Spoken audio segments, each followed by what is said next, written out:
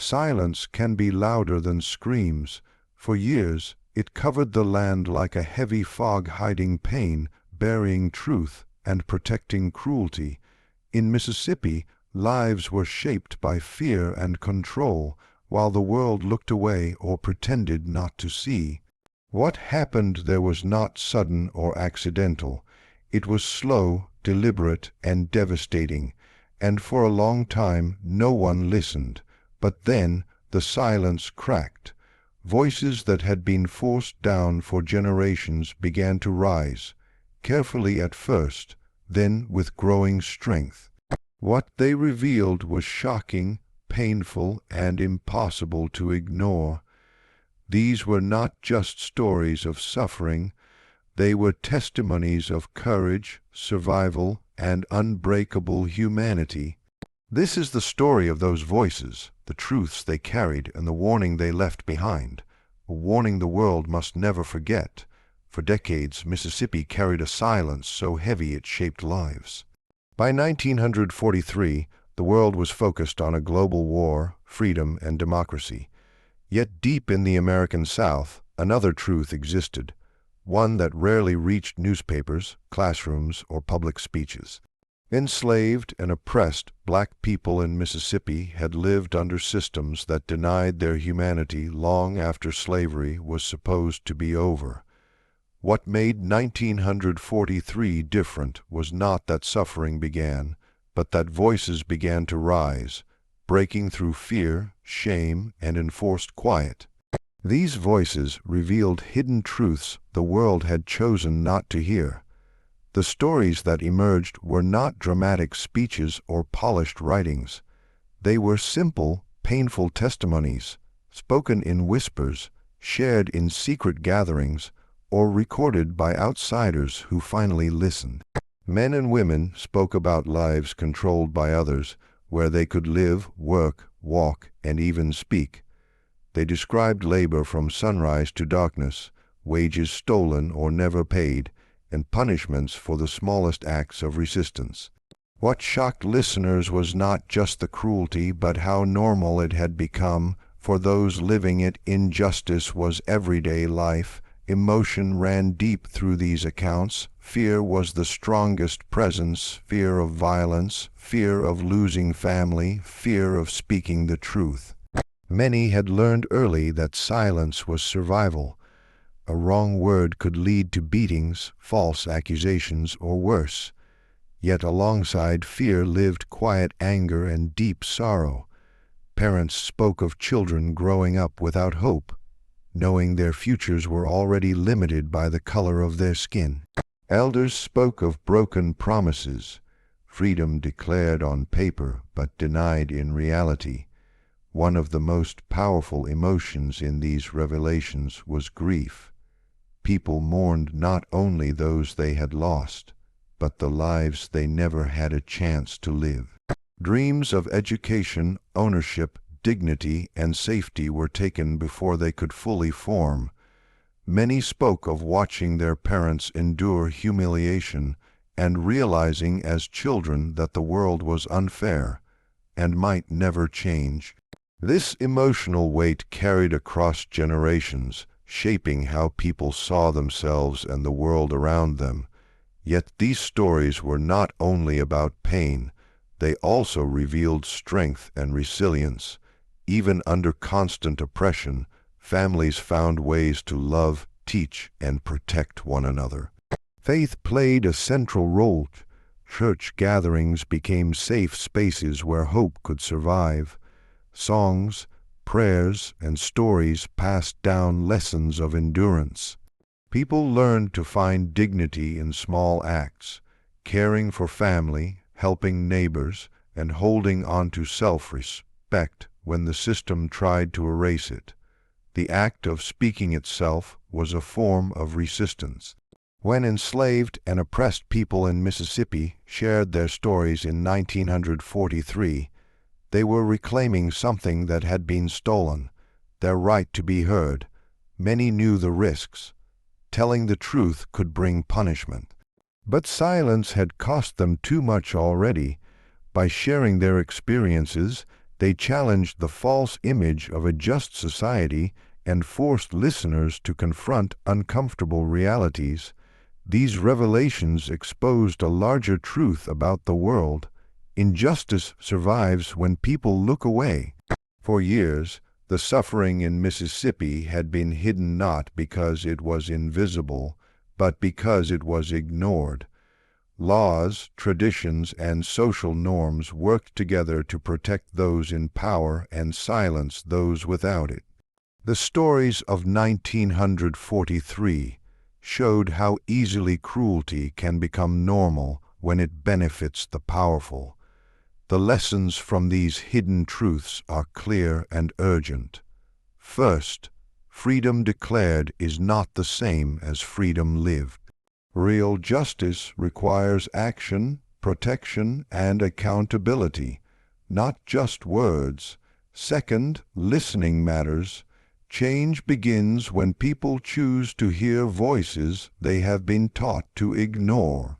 The courage of those who spoke in 1943 reminds us that progress often starts with truth, even when truth is painful.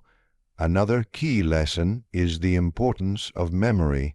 When stories are forgotten, injustice repeats itself. The testimonies from Mississippi warn future generations not to rewrite history in comfortable ways. Remembering suffering is not about guilt. It is about responsibility. It reminds us that systems can fail people, and that silence can be a form of harm. Finally, these stories teach the power of human dignity. Despite everything taken from them, the people who spoke out in 1943 proved that dignity cannot be fully destroyed.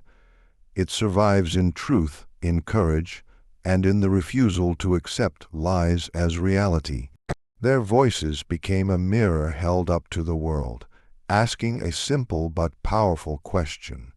If you know the truth, what will you do with it? The hidden truths revealed in Mississippi were not just stories of the past. They were warnings, lessons, and calls to conscience. By finally being heard, these voices transformed silence into testimony, and suffering into a demand for justice that still echoes today. Life under fear is not marked by one dramatic moment, but by 1,000 quiet ones. For the enslaved and deeply oppressed black communities in Mississippi, fear was not an emotion that came and went. It was a condition of living. It shaped how people spoke, where they walked, how they worked, and even what they dreamed. Their stories reveal a world where control was constant, silence was enforced, and survival itself required courage. From childhood, people learned the rules of fear. Children were taught not to look directly at those in power, not to ask questions, and not to speak out of turn. A simple mistake could bring harsh consequences. Fear was passed down like an inheritance, taught not with words but with warnings and examples. Parents protected their children by teaching them how to stay invisible because visibility could be dangerous. This early conditioning ensured that control lasted across generations. Daily life unfolded under watchful eyes. Work was exhausting and relentless, with little choice and no security. Many labored long hours with no guarantee of fair pay, and sometimes no pay at all. Complaining was not an option. Speaking up could lead to punishment, loss of work, or worse. Silence became a survival strategy. People learned that keeping their thoughts to themselves was safer than expressing anger or pain. The oppression was not always loud or dramatic. Often it was quiet and systematic. Laws, local customs, and social rules worked together to maintain control. People were told where they could go, what they could do, and what they could never become. Even moments meant for rest or joy were shadowed by fear. A gathering, A laugh or a hopeful conversation could be misunderstood and punished. Life was lived cautiously, always alert. Emotionally, this constant fear took a heavy toll. Anxiety was ever present, even in moments of calm. Many lived with a deep sense of helplessness, feeling trapped in a system they did not create and could not easily escape. There was anger too, quiet, controlled, buried deep inside. Expressing it openly was dangerous, so it simmered beneath the surface, carried silently through the years. Grief was another powerful emotion woven into these stories. Families were often separated by force or circumstance. People lost loved ones not only to death, but to distance, control, and powerlessness. There was grief for stolen opportunities, for education denied, for futures blocked before they could begin. This grief was rarely acknowledged publicly, making it even heavier to bear. Yet within this life under fear, there were acts of resistance, small but meaningful. Survival itself became a form of defiance. People found ways to protect their dignity, even when stripped of rights. They created support systems within families and communities. Elders passed down wisdom quietly, teaching younger generations how to endure without losing themselves. Faith, hope, and storytelling became tools of emotional survival. Silence, while imposed, also became complex. It was not always weakness. Sometimes silence was a shield. Knowing when not to speak could save a life, but enforced silence also caused deep harm. Being unable to tell one's story, to name injustice, or to demand fairness slowly eroded a person's sense of worth. Many internalized the belief that their suffering did not matter, because the world refused to listen. The main events in these stories were often ordinary on the surface: workdays, family meals, quiet nights, but extraordinary in their emotional weight. A simple interaction could turn threatening. A rumor could cause panic. A knock at the door could mean danger. Living under such conditions meant never fully relaxing, never feeling completely safe. Even sleep could be uneasy because fear did not rest. One of the most powerful lessons from these stories is how systems of control rely on fear more than force. When people are afraid to speak, to gather, or to imagine change, oppression sustains itself. Fear becomes self-policing. This makes injustice harder to see from the outside, because it appears calm and orderly. The stories reveal that behind this appearance was constant emotional strain. Another important lesson is the cost of silence. When fear prevents truth from being spoken, injustice grows stronger. The suffering endured in Mississippi continued for so long because it was hidden behind silence, both forced and ignored. These stories remind us that listening is not passive. Choosing not to listen can be a form of participation in harm. At the same time, these testimonies teach us about human resilience. Despite brutal control, people survived, adapted, and protected one another. They held onto identity, culture, and belief in their own humanity. Fear shaped their lives, but it did not erase who they were. This resilience is not romantic. It came at great cost, but it is real and deeply moving. Perhaps the most enduring lesson is this: fear should never be accepted as normal. When fear governs daily life, something is deeply wrong. The stories of life under fear challenge future generations to recognize early signs of oppression, to question systems that demand silence, and to stand with those whose voices are suppressed. In the end, these stories are not only about suffering, they are about truth. They show what happens when control replaces justice and fear replaces freedom. By understanding life under fear, we are reminded of our responsibility to listen, to remember, and to ensure that no one is forced to survive in silence again. For a long time, silence ruled the lives of the oppressed in Mississippi. It was not a peaceful silence, but a forced one, built from fear, punishment, and generations of warning. People learned early that speaking the truth could be dangerous. Pain was carried quietly, stories were swallowed, and injustice was endured without witness. But in 1943, something shifted. That year did not erase suffering, nor did it suddenly bring freedom, yet it became a moment when buried pain found a voice. The long suppressed began to speak, and their words became powerful testimony. Before 1943, silence was survival. People kept their experiences hidden to protect themselves and their families. Speaking openly about abuse, exploitation, or humiliation could lead to severe consequences. Many had seen what happened to those who talked too much: jobs lost, families threatened, lives ruined. Over time, silence became normal. Pain was internalized, normalized, and passed down as something to be endured rather than challenged. What made 1943 different was not just the passage of time, but the pressure of history. The world was consumed by a global war, loudly defending ideas of freedom and human rights. That contradiction, fighting oppression abroad while tolerating it at home, created cracks in the silence. Some outsiders began to ask questions. Some recorders, writers, and listeners finally paid attention, and some of the oppressed, exhausted by decades of quiet suffering, chose to speak.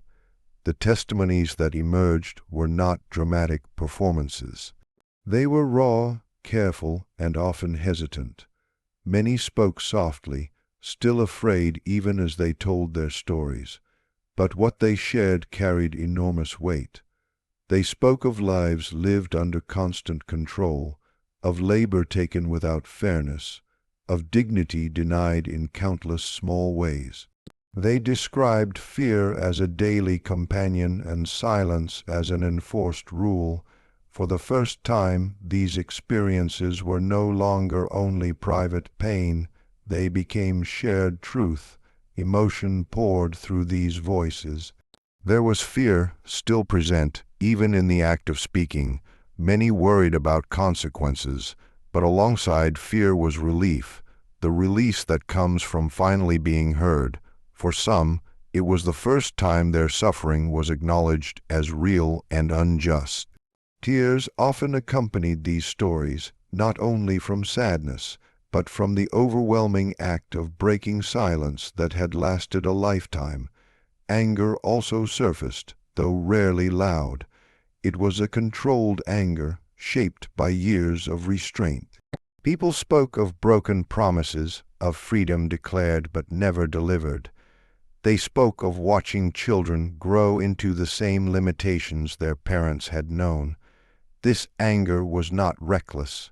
It was focused, sharpened by truth, and rooted in a desire for dignity rather than revenge. Grief was another deep emotion in these testimonies. Many mourned lost years, lost opportunities, and lost loved ones. They grieved the lives they might have lived in a fair world. Some spoke of parents who died believing nothing would ever change. Others spoke of children who deserved better futures. This grief gave the testimonies their emotional power, reminding listeners that injustice steals more than labor. It steals time, hope, and possibility. Yet these voices were not only filled with pain, they also revealed strength. Speaking after decades of silence required courage. It meant reclaiming ownership of one's story. For many, testimony itself became an act of resistance. By naming what had been done to them, they challenged the lies that had protected oppressive systems. Truth weakened denial. Words exposed what silence had hidden. The main event of 1943 was not a single speech or gathering, but a collective moment of truth, telling. One voice encouraged another, one story made space for the next. Pain that had been buried did not disappear, but it transformed. It became evidence. It became memory. It became something the world could no longer pretend not to know. The lessons from this moment are powerful and lasting. First, silence does not mean acceptance. Many people endure injustice quietly not because they agree with it, but because speaking is dangerous. When voices finally rise, they reveal how much suffering has been hidden beneath calm surfaces. Listening, therefore, is a responsibility, not a favor. Second, testimony has power. Telling the truth does not instantly fix injustice, but it changes the balance. It shifts shame from the oppressed to the system that harmed them. The voices of 1943 showed that truth can survive even when suppressed for generations. When spoken, it carries the weight of every year it was denied. Another important lesson is the role of timing and courage. Moments of testimony often arise when history creates openings, when contradictions become too large to ignore.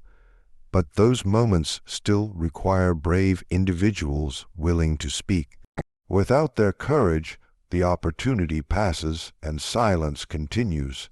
Change depends on people who are willing to risk being heard. These stories also teach the importance of recording and remembering. Testimony matters only if it is preserved. Forgotten voices are silenced again. By listening to and honoring these accounts, future generations gain the chance to learn, to recognize patterns of injustice, and to resist repeating them. Ultimately, the voices long suppressed in Mississippi remind us that pain does not disappear when ignored. It accumulates. When it finally finds expression, it carries truth shaped by endurance. The testimonies of 1943 were not just reflections of the past. They were warnings and lessons for the future. In breaking their silence, these individuals transformed suffering into meaning and fear into courage. Their words proved that even after decades of suppression, the human voice retains its power. Once spoken, truth cannot be fully buried again. Cruelty aims to do more than cause pain. Its deepest goal is to break the human spirit, to convince people that they are powerless, unworthy, and alone. Yet, the stories that emerged from lives lived under oppression in Mississippi reveal something remarkable. The human spirit did not break. Even in conditions designed to crush hope, people found ways to endure, to believe, and to remain human. Their strength did not come from the absence of suffering, but from the way they faced it. Life was harsh and unforgiving. Control shaped every part of daily existence: work, movement, speech, and opportunity. Many lived with constant uncertainty, never knowing when rules would change or punishment would come.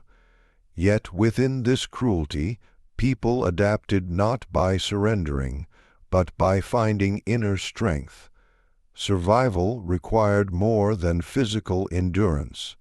It required emotional discipline, patience, and courage. One of the most powerful forms of strength was quiet courage. This courage did not always look like open defiance. Often, it appeared in small, deliberate choices: continuing to care for family, teaching children right from wrong, refusing to internalize the lies told about their worth. Courage lived in restraint, knowing when to speak and when silence was safer, not because truth didn't matter, but because life did. Faith became a vital source of resilience. For many, belief offered meaning when reality felt unbearable. Faith was not only religious, it was also faith in tomorrow, in community, and in the idea that suffering was not the final word. Gatherings in churches or homes became sanctuaries where people could breathe freely, even if only for a moment. Songs, prayers, and shared rituals reminded them that they were not alone and that their lives had value beyond the cruelty they faced. Emotionally, resilience carried a heavy cost. Strength did not mean the absence of fear, grief, or anger. People felt all of these deeply. They mourned lost opportunities, lost safety, and lost time. They feared harm to themselves and their loved ones. Anger burned quietly, controlled and hidden because expressing it openly could be dangerous. Strength, in this context, meant carrying these emotions without letting them destroy the self. Families were central to survival. Parents shielded children as best they could, teaching them how to navigate a dangerous world while still nurturing kindness and self-respect. Elders passed down wisdom learned through hardship, not to frighten the young, but to prepare them. These lessons were often delivered through stories, warnings, and examples. In this way, resilience became generational, shared, taught, and preserved. Community support was another form of strength. People relied on one another in quiet but meaningful ways, sharing food, offering protection, giving advice, or simply listening. These acts may have seemed small, but they built networks of care that made survival possible. In a system designed to isolate and control, community became an act of resistance. The main events that defined this strength were often invisible to the outside world. There were no grand victories or public celebrations. Instead, strength appeared in endurance, waking up each day and continuing, even when hope felt distant. It appeared in maintaining dignity in environments meant to strip it away. It appeared in laughter shared quietly, in stories told at night, in faith kept alive under pressure. One of the most moving aspects of this resilience was the refusal to accept dehumanization. Despite being treated as less than human, people insisted, through their actions, beliefs, and relationships, that they were worthy of respect. This insistence was not loud, but it was powerful. It protected identity and self-worth when external systems denied both. The lessons from this strength are profound. First, resilience does not mean suffering is acceptable. The courage and endurance shown by these individuals should never be used to excuse cruelty. Strength emerged because people had no choice, not because hardship was just or necessary. Recognizing resilience must go hand in hand with recognizing injustice. Second, human strength is often misunderstood. It is not always dramatic or visible. Sometimes it looks like patience, care, or simply surviving another day. These forms of strength deserve recognition because they reflect deep emotional intelligence and moral clarity. Another important lesson is the role of faith and hope in survival. When external freedom is denied, internal freedom becomes essential. Belief, whether spiritual or communal, can protect the inner self from being conquered. Faith gave people a way to imagine a future beyond present suffering, even when no clear path existed. These stories also remind us that resilience is relational. People endure not only because of inner strength, but because of connections with others. Family, community, and shared identity create anchors that help individuals withstand pressure. Isolation weakens, connection sustains. Finally, the strength shown amid cruelty challenges future generations. It asks an important question. What will we do with the sacrifices and endurance of those who came before us? Remembering their resilience is not enough. Honoring it means working to ensure that no one else is forced to rely on such strength just to live with dignity. In the end, these stories are not about cruelty winning. They are about humanity refusing to disappear. Even under relentless pressure, courage survived, faith endured, resilience held firm. And through these, the human spirit proved that it can be wounded, burdened, and tested, but not easily broken. History does not always speak loudly. Sometimes it whispers through memories, testimonies, and stories passed from one generation to the next. The stories that emerged from lives shaped by oppression in Mississippi were not told to shock for the sake of shock. They were told as warnings, messages meant to travel forward in time. Their purpose was clear: to teach future generations what happens when injustice is ignored, excused, or allowed to become normal. For years, suffering existed in plain sight, yet it was overlooked. Communities endured unfair systems, harsh control, and denied dignity while the broader world moved on. Laws and customs protected power, not people. Many outside these communities either did not know the full truth or chose not to see it. This collective turning away allowed injustice to survive and deepen. The stories that finally surfaced served as evidence of that failure. The main events within these stories were not isolated incidents. They were patterns, repeated acts of unfairness that became routine. People spoke of working without security, living under constant threat, and being denied basic respect. Children grew up learning limits before learning dreams. Families adapted to fear as a daily reality. These events, taken together, showed how injustice becomes dangerous not only through violence, but through time, by lasting long enough to feel permanent. Emotion runs strongly through these warnings. There is pain, but also disappointment directed at the world itself. Many storytellers expressed a deep sense of betrayal. Promises of equality existed, yet reality contradicted them. The emotional weight came from realizing that suffering could have been challenged sooner, if more people had listened, cared, or acted. Grief plays a central role in this lesson. The grief is not only for personal loss, but for lost chances, years when change might have happened but did not. People mourned futures that never unfolded and justice that arrived too late for many. This grief carries an important message. Delayed justice still causes real harm, even if progress eventually comes. Alongside grief is urgency.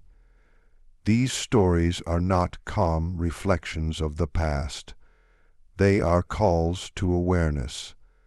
They ask listeners to recognize early signs of injustice before they grow stronger. They remind us that oppression often begins quietly through unequal treatment, silenced voices, and accepted unfairness. By the time injustice becomes obvious, it has already taken deep root. One of the most important lessons from these stories is that silence is never neutral. When injustice is ignored, it is strengthened. When voices are dismissed, harm continues unchecked. The world's failure was not only in what it did wrong, but in what it failed to do. Listening, questioning, and caring are actions, not passive states. The stories warn that choosing comfort over truth allows suffering to continue. Another key lesson is the danger of normalizing cruelty. When unfair systems last long enough, people begin to accept them as just the way things are. These stories show how dangerous that mindset can be. Normalized injustice becomes invisible to those who benefit from it and unbearable for those trapped within it. Remembering these stories helps prevent that blindness. The emotional impact of these testimonies is meant to stay with the listener. They are not stories meant to be consumed and forgotten. They carry responsibility, To hear them is to inherit a duty, to ensure that similar patterns are challenged wherever they appear. Memory becomes a tool for justice. Forgetting becomes a risk.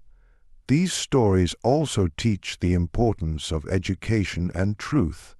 When history is simplified or softened, its lessons lose power. Honest storytelling, even when uncomfortable, is necessary to build a fair future. The voices from the past remind us that progress depends on truth, not myth. Facing reality is the first step toward change. Another vital lesson is empathy. Understanding injustice requires more than knowing facts. It requires feeling the human cost. The stories personalize history. They transform abstract ideas like oppression or inequality into lived experiences. This emotional connection is what motivates real action. Without empathy, knowledge remains distant and ineffective. Importantly, these stories do not argue that the past defines the future. Instead, they show that the future depends on how the past is remembered. Injustice is not inevitable. It survives only when people allow it to. The courage of those who spoke out gives future generations a choice: repeat old patterns or break them. The warning is clear and timeless. Injustice does not always announce itself. It grows in silence, in denial, and in indifference. The stories from Mississippi remind us that waiting for injustice to fix itself is a mistake. Change requires attention, courage, and action, often before the problem feels urgent to those not directly affected. In the end, this lesson is about responsibility. Every generation inherits the world shaped by those before it. By remembering these stories, future generations are given knowledge, and with knowledge comes duty. The voices from the past do not ask for pity. They ask for awareness, fairness, and resolve. Never ignore injustice. That is the lesson these stories leave behind, because when the world looks away, suffering grows. And when the world finally listens, it must be ready to act. In the end, what remains most powerful is not only the suffering that was endured, but the truth that finally emerged from it. The stories from Mississippi revealed lives lived under fear, silence, and brutal control. Yet they also revealed voices that refused to disappear. When pain was buried for decades, it did not fade, it waited. And when the moment came, that pain transformed into testimony, strong enough to challenge lies and expose injustice the world had long ignored. These voices taught us that oppression survives in silence, but weakens in truth. They showed how cruelty tries to strip people of dignity and how courage quietly protects it. Through faith, family, and resilience, humanity endured even when the system worked to destroy it.